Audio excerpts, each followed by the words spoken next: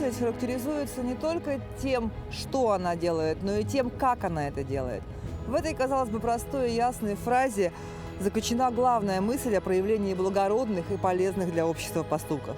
Особенно, если речь о настоящем патриоте, о том, кто в самые трудные для Родины времена берется за самые трудные дела.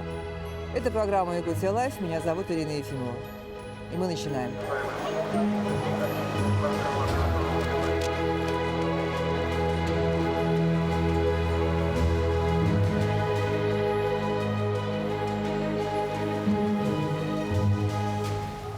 20 декабря 1991 года, набрав 76,6% голосов, Михаил Ефимович Николаев был избран первым президентом Якутии.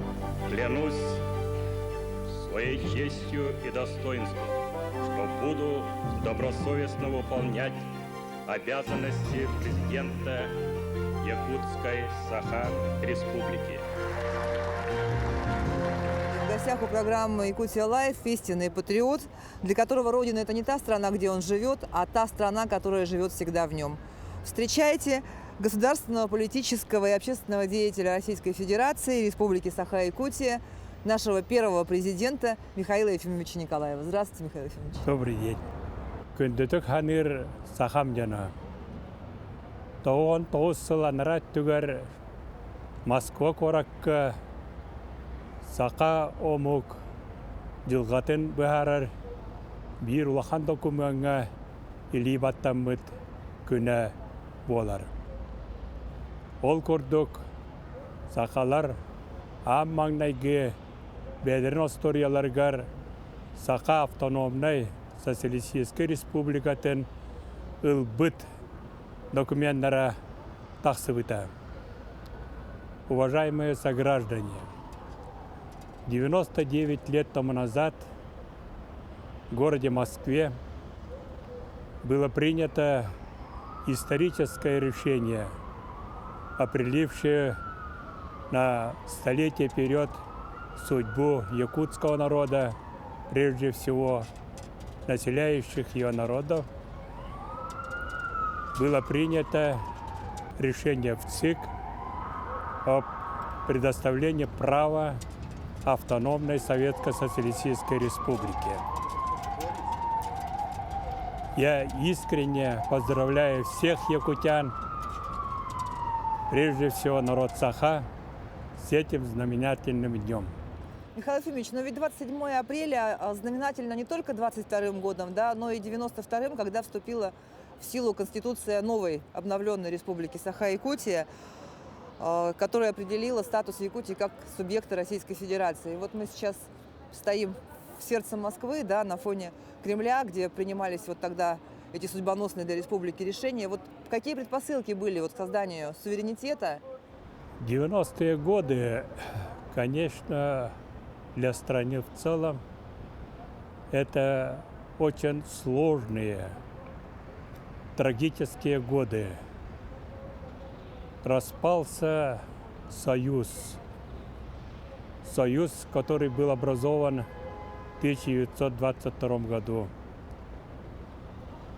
И колоссальное потрясение получил народ, который имеет тысячелетнюю историю. Очень трудно было даже представить в мыслях, что в один миг распадется великая держава. ГКЧП ускорил процесс развала страны. Союзный договор никого уже не интересовал. Советский Союз рассыпался как карточный домик. Страна вошла в полосу полной неуправляемости и неразберихи. Как вам удалось в те времена объединить народ и создать новую республику Саха-Якутия? В Якутии народ был более сплоченный и понимал о трудностях предстоящие годы. И вот, по всей видимости, инстинкт самосохранения народа, она подсказывала, в это время надо сплотиться. А власть именно исходила из потребностей народа. и жило заботой, думой народа. Вот почему у нас больших разногласий и принятие Конституции, и принятие Декларации о государственном суверенитете практически не было. Не было иных мыслей, кроме быть вечно в составе Российской Федерации. Поэтому у нас не было колебаний, не было сброти шатания. Вот почему мы первые шаги сделали довольно уверенно, сплотившись со всем народом, шли вместе с Россией.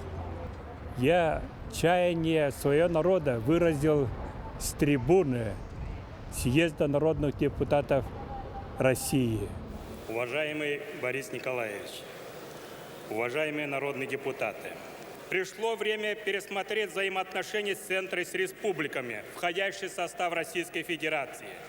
Создать такой механизм, который позволит им самим решать возрождение своей нации.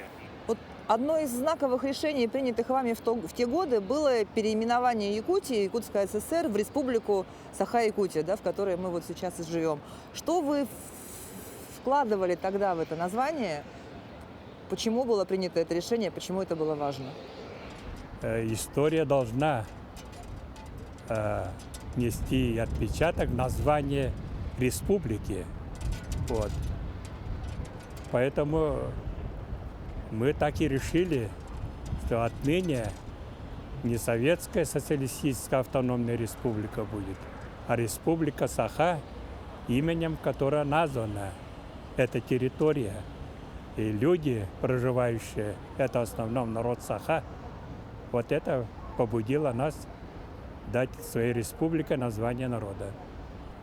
Второе, что республика должна иметь собственность. Именно собственность в рыночной экономике основополагающая, это основа государства должна быть. Поэтому без права собственности то, что создано на территории республики, это немыслимое существование республики. Поэтому я твердо ставил этот вопрос, и мы с руководством Российской Федерации позднее подписали специальное соглашение о разграничении собственности. Я знаю, что вы очень уважаете Конфуция, даже писали книгу о нем.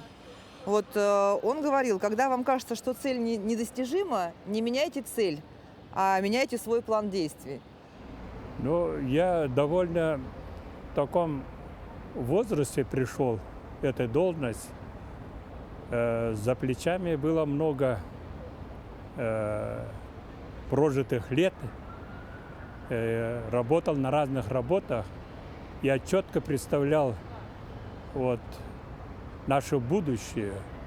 У нас была задумка, что путь конституционно-договорное. Вот, Конституция делегируется права, так, а договором закрепляется. Вот. Я мыслю такой путь развития федеративных отношений. Но сейчас, конечно, за этот период многое изменилось и в мировом масштабе, и в самой России. И, конечно, усилилась централизация власти. Мы знаем, что в свое время у вас состоялся разговор по телефону с Борисом Николаевичем Ельциным, когда он попросил вас поддержать Владимира Владимировича Путина, нынешнего президента России. При каких обстоятельствах это было и что вы в тот момент чувствовали? Да, такой случай был, когда Владимир Владимирович Путин был назначен председателем правительства России. Я был у него в приеме в ноябре, второй половине ноября, докладывал о состоянии республики, о тех вопросах, которые в нашем пути появляются. Да, он недавно до этого был, как раз в июне, в Якутии. Вот, многих вопросов в курсе дела был. Вот, при беседе с ним вдруг расстается телефон. Владимир Владимирович поднимает трубку. На конце провода слышно голос Бориса Николаевича. Он спрашивал, кто присутствует в кабинете. Он сказал: Михаил Ефимович, ведем беседу на тему о тех проблемах, которые есть в республике. Он тогда попросил передать трубку. Владимир Владимирович встал со стола, пригласил меня на свое место и подал трубку. Вот.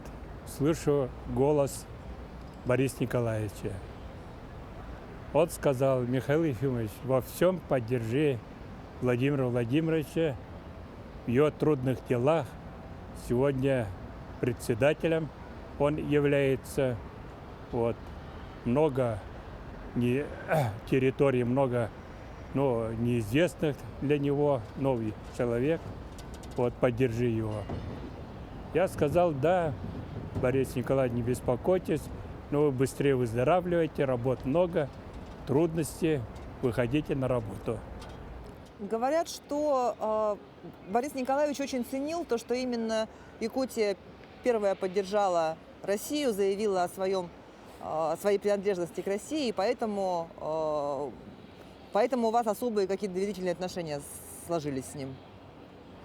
Ну, посудите сами, после избрания президентом во всех субъектах Российской Федерации были представители, введены были должности представителей президента. Во всех, за исключением Якутии. Мы с Борисом Николаевичем договорились, что Якутия не нуждается в представителе. Так, мы всегда, не только в эти дни, в эти тяжелые годы были вместе с Россией, и всегда будем Россия. Так что за Якутию не беспокойтесь.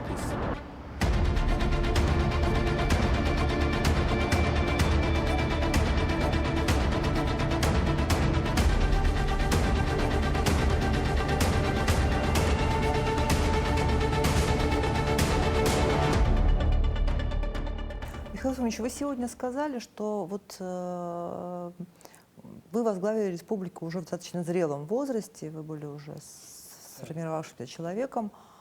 А вот если, допустим, вспомнить тех же Аюнский, Амосов, Барахов, люди, которые республику организовывали, мы же про это не думаем, а им было там по 30 да, точно, это точно. С небольшим лет. Да. Что это был за феномен такой, как вы думаете? Там обстановка-то революционная была. Революционная обстановка. Через революцию поменялась строй. Так ведь? А революция в основном не пожилые люди. Так ведь? Молодые. Якутская общественность поставила перед центральной властью вопрос об учреждении автономной республики в составе РСФСР. Во многом благодаря настойчивости и титаническим усилиям Максима Амосова, а также других представителей якутской политической элиты Платона Аюнского, Исидора Барахова, Степана Оржакова, стало возможным преодоление оппонентов и создание в 1922 году Якутской автономной Советской Социалистической Республики. Провозглашение национальной автономии стало историческим событием. Ну и в то время и грамотных-то. Немного было. Немного было, да. Ну, конечно, им дать возможность, дань уважения в том, что они все же, как говорится, у ногу времени все же жили более передовыми взглядами и так далее. Потому что так жить нельзя было, да, бесправно. Ведь смена поколения, нас тоже суверенитет взяли, куда-то хотели выйти и так далее. Это, суверенитет – это право развития, это ответственность. Посудите сами, Вот мой период работы, насколько тяжелый был, насколько непонятно, сумбурно было. Мне пришлось работать с 7 председателями правительства России. Вон как меняли за 10 лет 7 человек. И 11 министрами финансов. Это говорит о времени. Непонятно, неустойчивое. Когда кадры быстро так меняются, это неустойчивость, признак неустойчивости было. И здесь надо определяться, как говорится, у китайцев было такое выражение опора на собственные силы, опора на народ, на его способности. У нашего народа есть хорошая поговорка «Народ кюэ, камель кюэ». Сила народа как сила ледохода. А ледоход сила какой вы знаете. Вот. Просто опять Конфуций тут. Вот он говорил, когда мне было 30, я начал свою жизнь. В 40 я был самонадеянным. В 50 осознал свое место в общем порядке вещей. В 60 научился не спорить, а сейчас мне 70, и я в состоянии свободно идти по жизни, не разрушая ее основ. Вам сейчас 80. Что бы вы добавили к этому изречению? Я не беру смелости добавить великому человеку Конфуция. Это действительно его учение сильнее даже веры. И всех вер. Она глубже проникает в человека. И не случайно за все 2000 лет 2 человека пытались его критиковать, его учение. И то потом откаялись. Так. Вы можете его назвать своим духовным учителем? Не духовный отец, он сидит, как Соколев Алексей.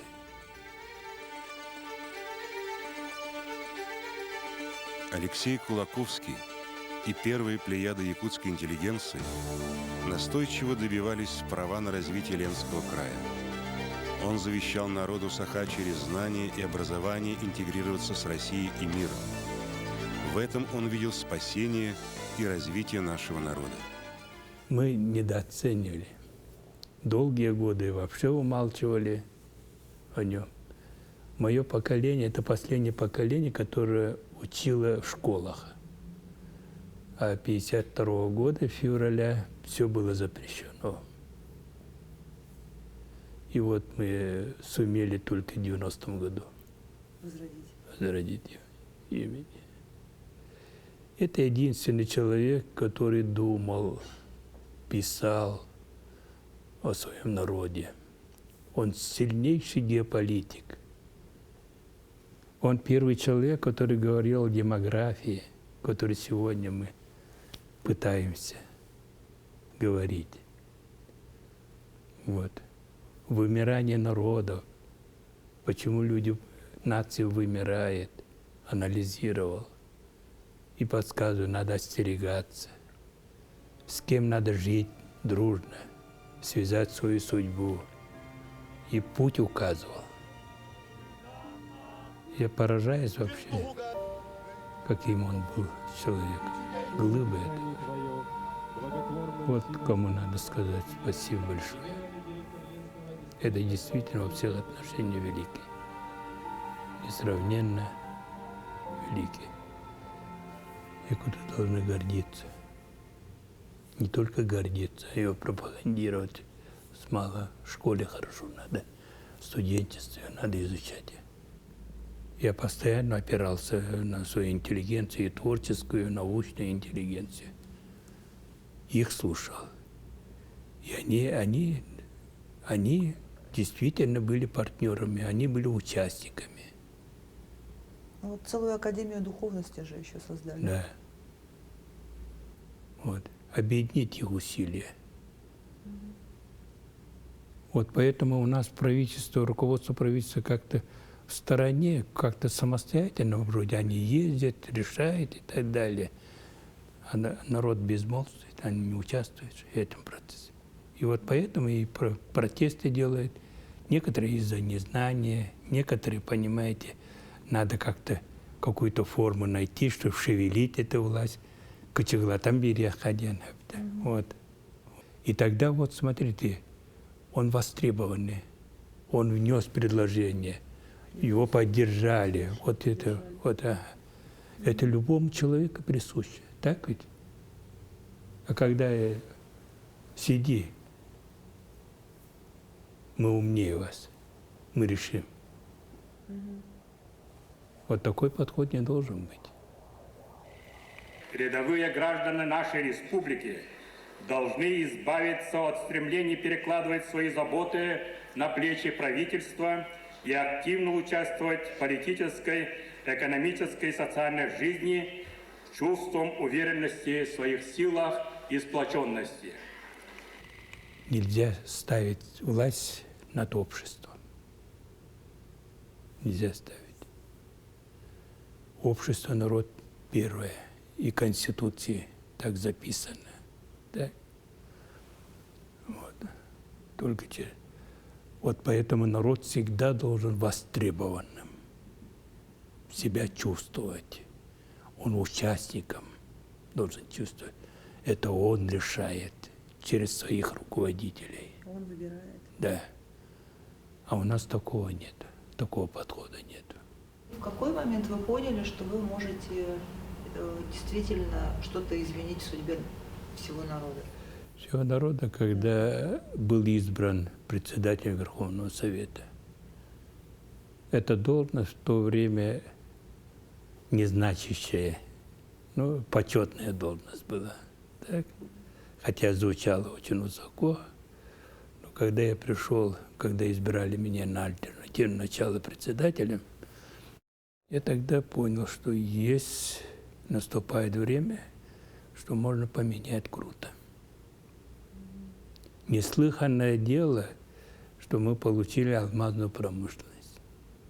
И были участниками до сегодняшнего дня более 2 триллионов. За это время мы получили средств. Но и до сих пор это бюджетообразующее предприятие для всей республики. Понимаете? Вот эта формула должна подойти всем. И газовикам, и угольщикам, и так далее. Нельзя продавать все 100%. Да, я понимаю, одна республика не поднимет. Но поэтому акционироваться надо и оставлять себе контрольный пакет акций и получать дивиденды. Весь мир эту практику проводит. Сегодня Якутия не узнает. Россия по праву может гордиться трудом северян. В условиях обновления всей нашей жизни, в условиях свободы и творчества, народы Якутии смогли сделать больше, чем за целые десятилетия прежней жизни. Как-то мы с вами разговаривали, и вы говорили, что гордитесь больше всего из тех решений тем, что в Якутии создали свой пенсионный фонд. Да. Это было так. Мы договорились с Пенсионным фондом России. Во время трудные годы республика возьмет на себя обеспечение пенсионного обеспечения. Поэтому налоги, которые мы отчисляли в Российский пенсионный фонд, они должны оставаться в республике. И подписали соглашение, и мы создали специальный департамент по пенсионному обеспечению. Эти трудные годы безденежье, вот, когда люди годами практически многие зарплаты не получали, пособия не получали, помогло здорово. Мы ежемесячно, ежечасно, вот, вовремя каждому доставляли пенсии и определяли размеры пенсии. Поэтому первый шаг было акционирование Треста Якуталмаз. Это крупнейшая компания не только нашей республики, но и в России, и в мире. Вот. Ее акционировать шло специальным указом президента России. И мы договорились, заложили за основу указа участие двух правительств Республики Россия и трудового коллектива.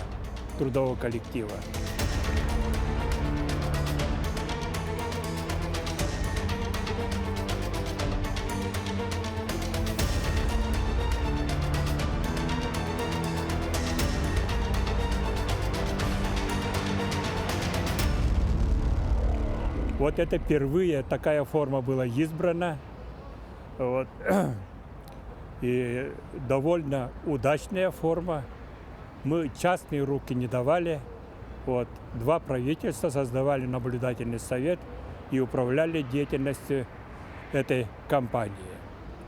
Компания сосредоточила в своих руках не только добычу алмазов, но сортировку и, главное, реализацию.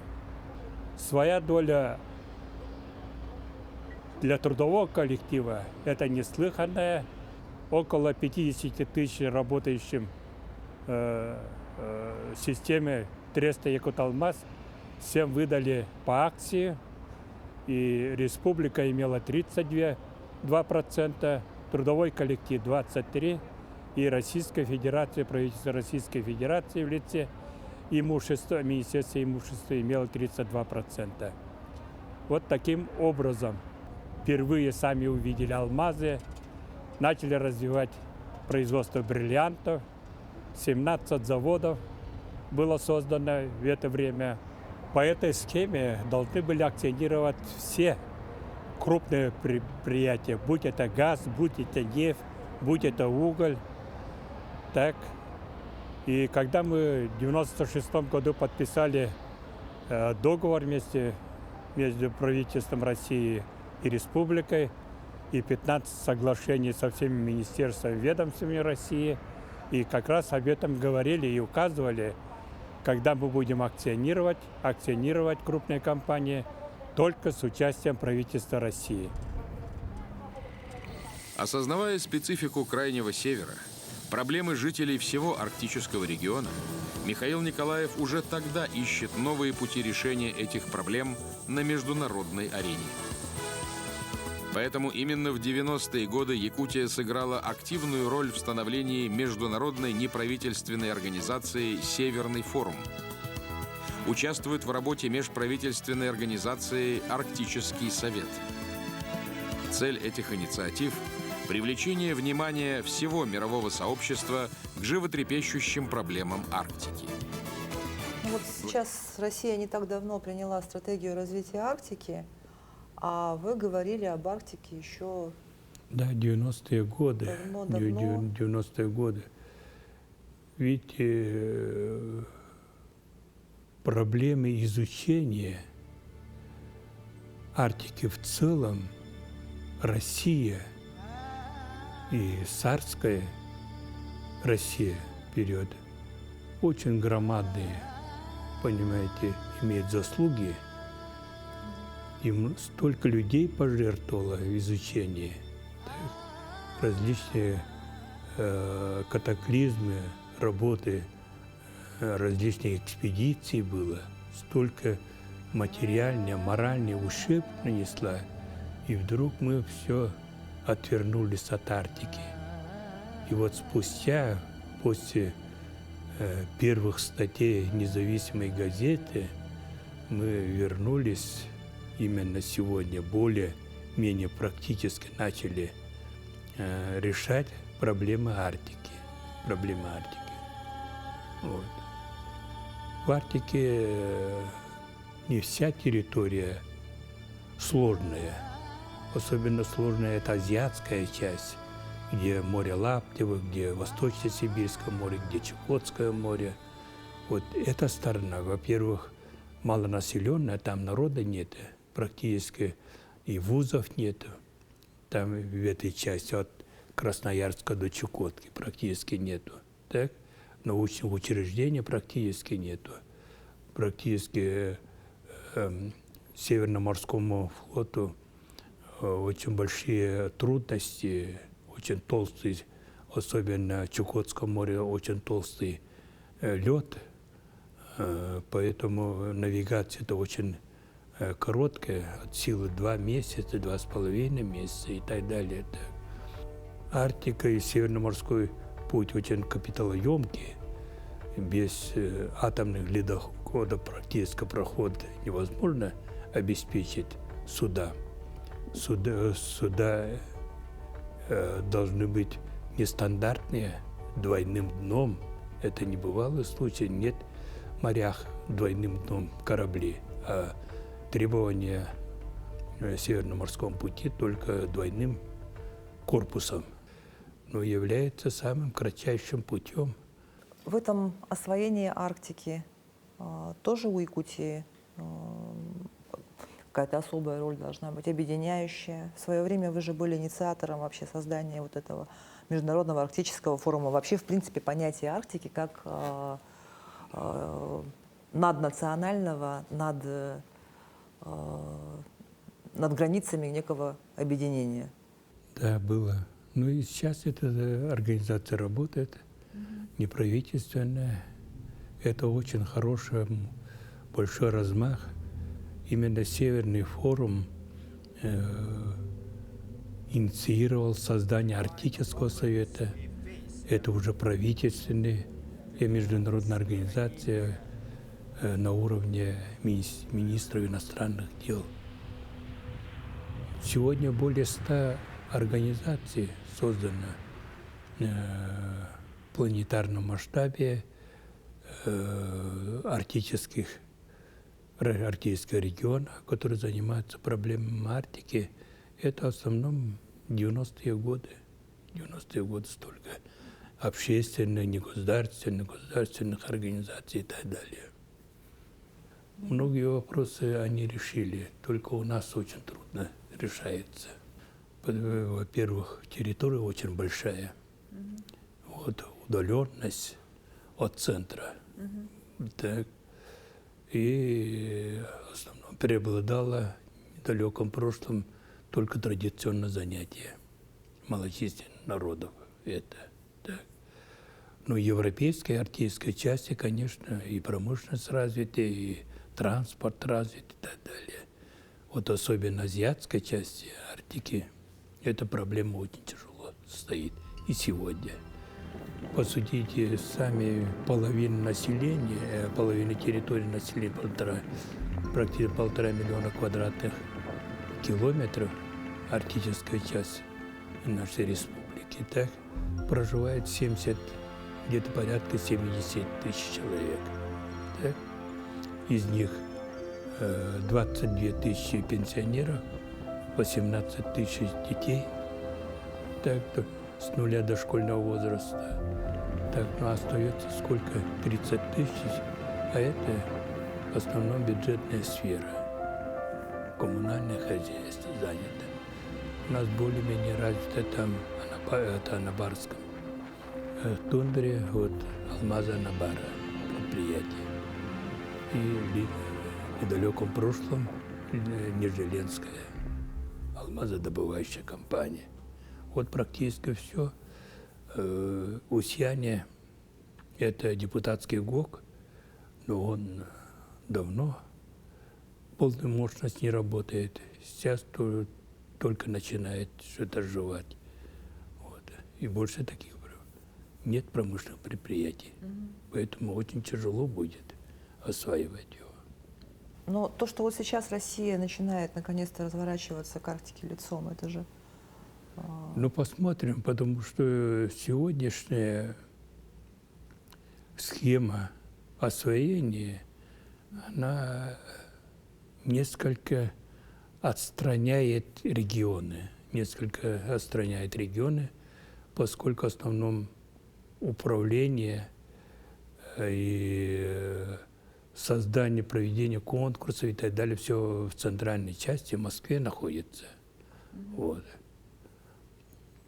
Основной упор сделан на привлечение частного капитала. Арктика навряд ли, я еще раз говорю, очень капиталоемкая.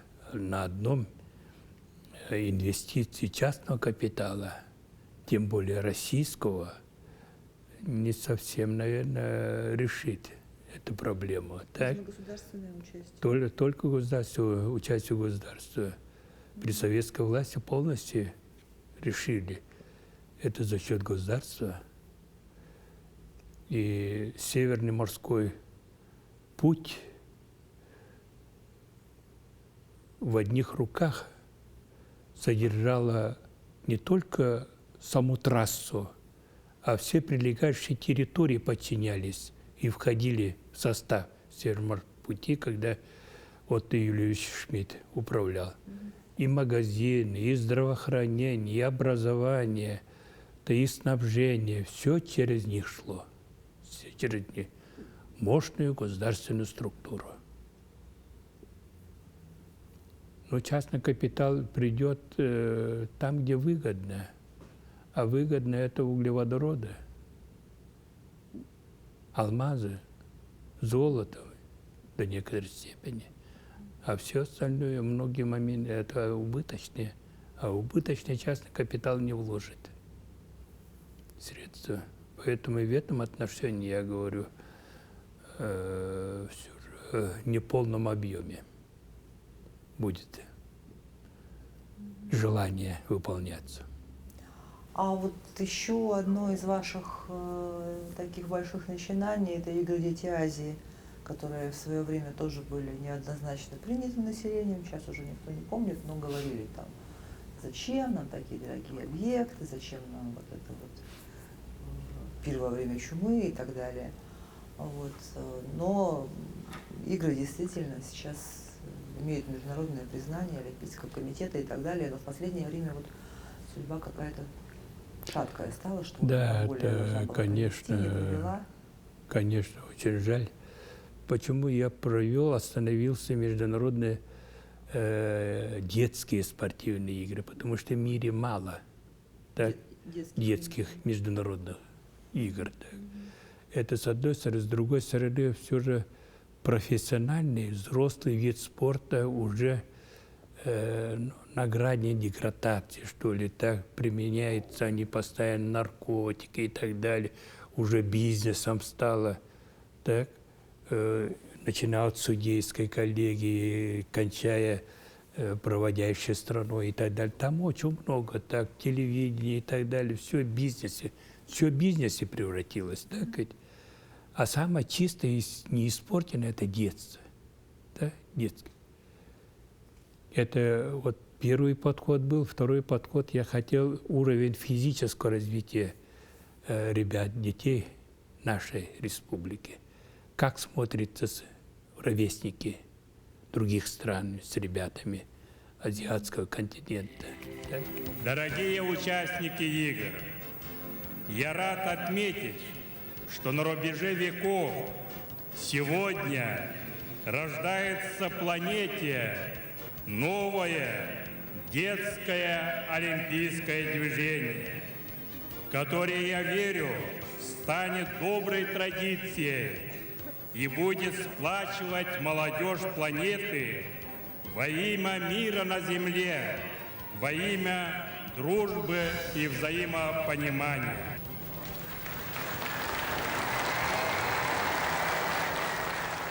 Третье – это общение, мировоззрение расширилось, что-то помогло и учение, и так далее, и тому прочее. Вот мы один из первых компьютеризаций школ. Тогда вообще не было понятий даже. Так? Мы 90-е годы компьютеризацию всех школ провели. С таким расчетом это будущее все же было. Я вспоминаю, в 1970 году в Сокольниках была выставка Соединенных Штатов Америки. Там называлось так «Новые технологии образования Соединенных Штатов Америки». И там показывали компьютеры, применяют в школах. Так. После этого обсуждение было. И наши ученые, Академия педагогических наук и так далее, Сокольник, это парк Сокольника было, я участвовал там. Они говорят, мы не допустим наших детей превращать в роботы. Понимаете? Это 70-е годы. насколько вот отстало было. Россия до компьютеризации где-то нулевых годов только начали. Видите как? На 70 лет практически. Они уже в школьном образовании внедряли компьютеры. А у нас понятий даже не было это. Вот я тогда понимал, я смотрел, понимаете, ага, нас засекли, что идет большое отставание, прогресс в этом направлении. И вот мы за 5 лет полностью все школы компьютеризировали. И в 2000 году закончили. А для этого надо было подготовить кадры. И мы открыли институт математики и информатики, учителей. Информатики. Ну, то есть, по сути, вы же тогда заложили основу вот этого Как? сегодняшнего бума якутского IT. Совершенно верно. Совершенно верно. IT сколько вы... Не только технологии, а индустрии надо создавать. Вот сегодня мало, наверное, территорий, которые имеют 3 такого крупного международного плана компании: Майтона, Драйвер и Фантазия, которые мировым рынком работают. Да, таких, пожалуй, нет таких территорий. Да. Наши... Я вот всегда в своей политике то, что хотел внедрять, то, что провести и так далее, учитывал, всегда ориентировался на менталитет народа, на что он силен, на каком направлении, с природной смекалкой имеет и так далее. Вот почему у нашего народа очень развито философское осмысливание, философское видение мира, так, и математический ум. Вот на это надо нажимать. На это надо нажимать и развивать. И все они вытянут. А мы говорим, агрошкола надо. Сегодня каждая 4-я школа республики – это агрошкола. Ну что они выращивают? Выращивают картофель, овощи и так далее. То, что дома, в домашнем хозяйстве, коллективном хозяйстве выращивают, урожайность. Дело другое. Умное земледелие развивать школьникам. Попытаться вырасти растения без почвы. Видел, прямо в воздухе выращивает, напыливает воздух, насыщает воздух, так, влажностью, и там минеральное удобрение вместе, так, и растение, корневой системы, это и растет. Вот такие подходы, это другой вопрос. Умно именно земледелием заниматься. Это хорошее дело, это действительно прогресс. Потом передавать на пришкольные участки, потом на производство. Вот так надо развивать. Или зеленую химию, чтобы растение само удобрялось. С почвы брала, удобряла почву, саму почву, вместо химикатов. Такой подход, это правильное направление, будущее. Вот. Поэтому во всех делах, где работаешь, ориентироваться на народ, на его способности, на его талант, на его менталитет. Только тогда. И второе, мы еще не можем отработать, почему у нас разногласия, разноголосия, народ не востребован. Поэтому вот видите, какое у нас замечательное движение было 2000 добрых дел в 2000 году. Потом «Моя Якутия» в 21 веке мы превратили. Вы представляете, тяжелые годы мы занимали в России первое место по вводу жилья. 5,5 миллионов за 10 лет мы вели, кроме 2 таких разрушительных наводнений, где очень много средств, сил уходило 2 года на восстановление этих. Да? Мы первое место занимали в России по вводу жилья. Лужков удивлялся, как, говорит, вы могли Москву опередить. А мы Москву опередили? Конечно. Москву определяет. Мы полметра на душу человека в год вели, а Москва 0,3 водила. И мы один из дешевых, и при том в то время ни материнского капитала не было, ни ипотеки не было, ни кредитования не было. За что все бюджетных средств? А бюджет маленький. Вот добрые дела мы давали строителю, кто строит жилье индивидуальное, свое жилье, шифер давали, так, для кровли, кирпич давали, так, для строения печки и стекло для стекления. Все остальное они сами делали. Происходившие в республике преобразования и созданные для этого условия дали толчок развитию культуры и профессионального искусства. И в целом возрождении духовности. В Якутии выходят на новый уровень развития все направления профессионального искусства.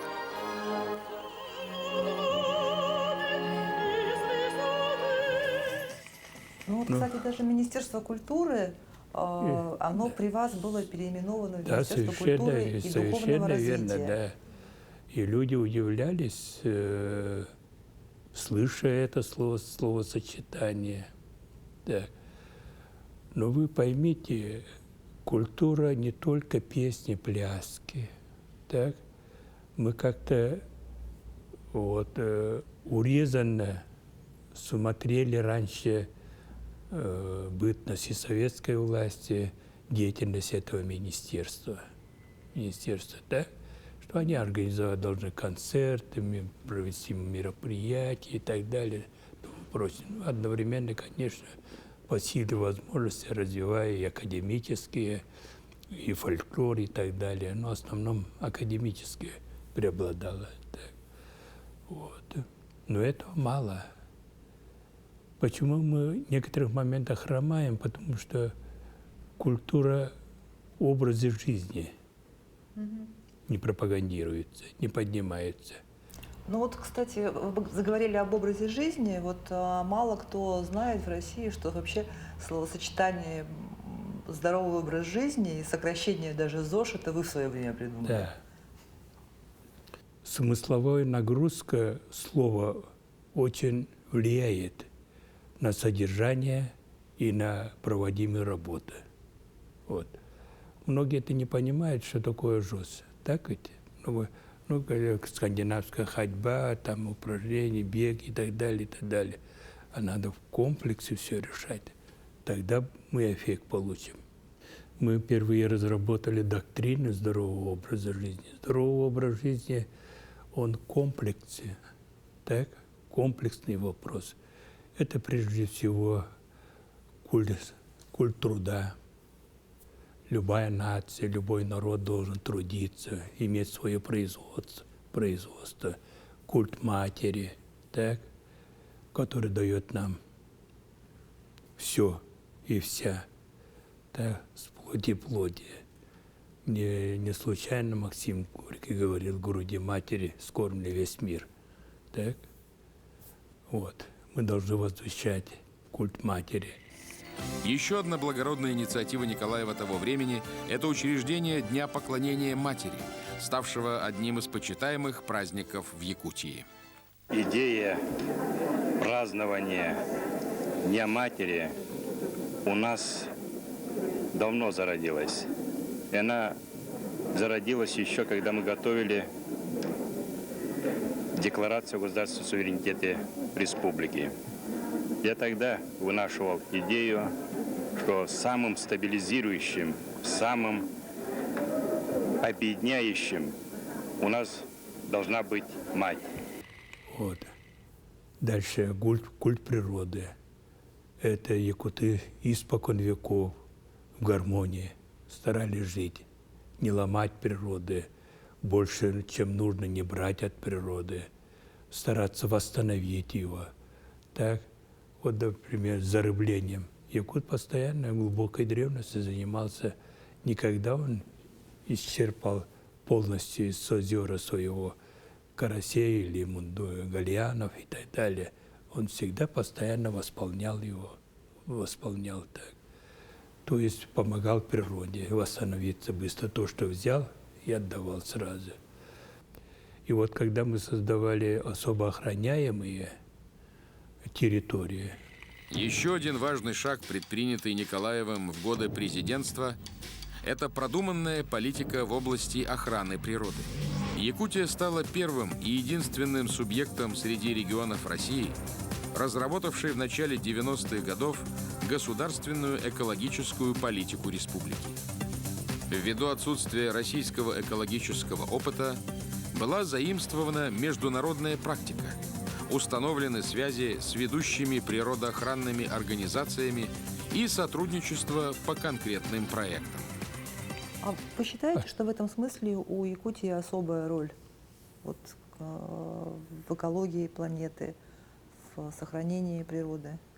Да, абсолютно. Во всех отношениях есть. И вечная мерзлота тоже самое, она тоже является компонентом климата, вот, который выравнивает температурный режим планеты. Все взаимосвязано. Все, наверное, жители Севера понимают и ощущают магические силы этой территории, этой природы. Это аура, это феномен Арктики, феномен Севера. Вот. Нигде такое изменение природы не ощутить. Поэтому эта территория обладает такой магической силой, человека притягивает, человека заставляет задуматься, что из себя представляет природа, насколько она хрупкая, насколько она быстротечная. Когда приедешь в Якутию, так, все дорого, все близко, все как-то с любовью воспринимается. Это формирование именно или признаки любовь к родным землям, где, как говорится, пупок остался человека. И, безусловно, это переносится и на патриотизм. Ты гордишься своей землей, своей родиной, вот, людьми, с которыми вместе живешь, трудишься, общаешься ежедневно. Ну, а как вы считаете, патриотизм нужно специально воспитывать? Ведь не навязывать. Патриотизм должно быть мировоззрение. Патриотизм рождается понимание ценностей жизни. Вот. Патриотизм исходит из любви. Не любя, невозможно быть патриотом. Так. Патриот своей территории, своей родины, своих знакомых и так далее. Если ты будешь любить, уважать, тогда, безусловно, ты будешь защищать. Ну, вот это что-то такое, к чему человек сам приходит на каком-то этапе жизни, или это нужно прям воспитывать с детства? И то, и то. И то, и то? Ага. Воспитание, среда должна быть. Среда. И вот поэтому не случайно мы в 90-е годы очень серьезное внимание обращали на духовность, на нравственность. У вас с религией какие отношения? То есть вот... Моя религия в себе. Вера в себе. Верить в себя. Да, это моя религия. Говорят, что счастливого человека очень просто узнать. Он излучает ауру спокойствия и тепла, движется неторопливо, говорит спокойно, но при этом везде успевает. Вот мне кажется, это вообще ваше описание. Вы всегда спокойны, это вот не только я замечаю, все об этом знают. Думаю, не раз вам об этом говорили, что это вот такой образ у вас, постоянное состояние души и тела. Вот вы с этим согласны? Вы считаете себя счастливым человеком? Что такое счастье? Это любимая работа. Это дружная семья. И востребованность, главное, людям. Это полное счастье. Если ты не востребован людям, значит, никакого следа не оставил. Это и есть счастье. Спасибо большое, Михаил Ефимович, что уделили нам время и согласились ответить на наши вопросы. Думаю, что у каждого жителя республики остались теплые воспоминания о вашей деятельности. Поздравляю еще раз с Днем Республики. Это была программа «Якутия Лайв». Меня зовут Ирина Ефимова. До встречи в эфире.